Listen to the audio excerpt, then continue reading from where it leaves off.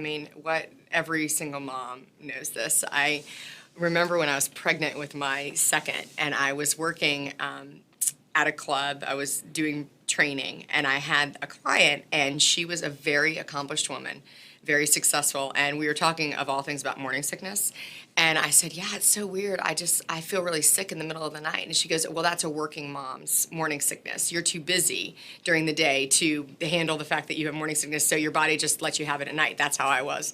And for some reason, that story just reminds me that every woman, no matter what choices she makes, really has to reconcile to the way she lives her life and raises her children. So this was a working mom who something about that story just gave me a little comfort, like, you know what, no matter if you're really successful and accomplished, no matter if you work part-time, if you're staying at home, all of us have to figure out how to interpret how to be moms in the midst of that. So maybe there's a part of it that says, is it possible that there's going to be a certain level of uncertainty? I think uncertainty can lead us to guilt, it can lead us to fear, it can lead us to anxiety, or it can lead us to faith. What we'll never have is certainty. We're not going to have the crystal clear answer that we're doing everything right, because we're not. So, I mean, if we could start with that, okay, you're not doing everything right. Like, there are things that probably aren't going that well, and that's okay. Like, the question is, what are you going to do with that? Are you going to let that uncertainty keep you flexible, keep you moldable, and let things that are sometimes hard or choices that you sometimes make that aren't great, will you let those continue to grow you as a person?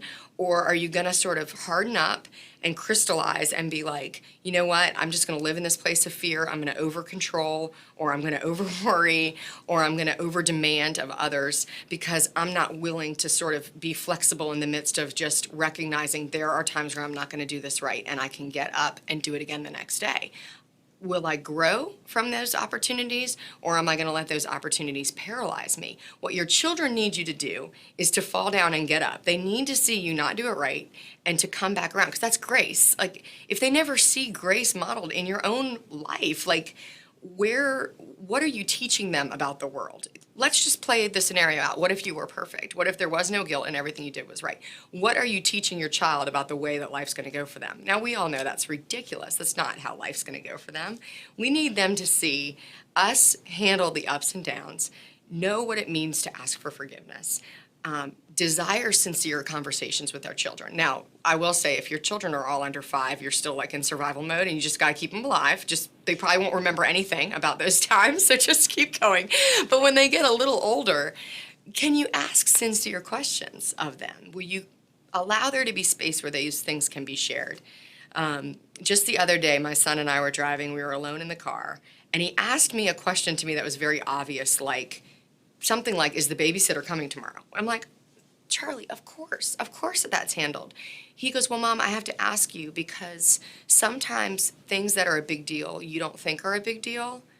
And I thought, okay, what you kind of want to do right then is defend yourself, and you can feel really bad about it and like try to overcompensate in some weird way. But what I tried to do is, okay, wait, can I just like embrace what he just said? It has to do with his personality. It has to do with my personality. It has to do with things that I do wrong. It also has to do with him learning to trust. But can we have a sincere interchange about a perception he has about me so that I can be flexible when it comes to him? Does that make sense? Not to necessarily say, oh, I'm a terrible person, but also not to defend everything I do as if I'm perfect. So I think that if we can sort of lean into the place of guilt and say, what is this teaching me? What is real here? Where are real places I could grow? And where is there a voice in me that's trying to be like completely responding to something irrational that's not there?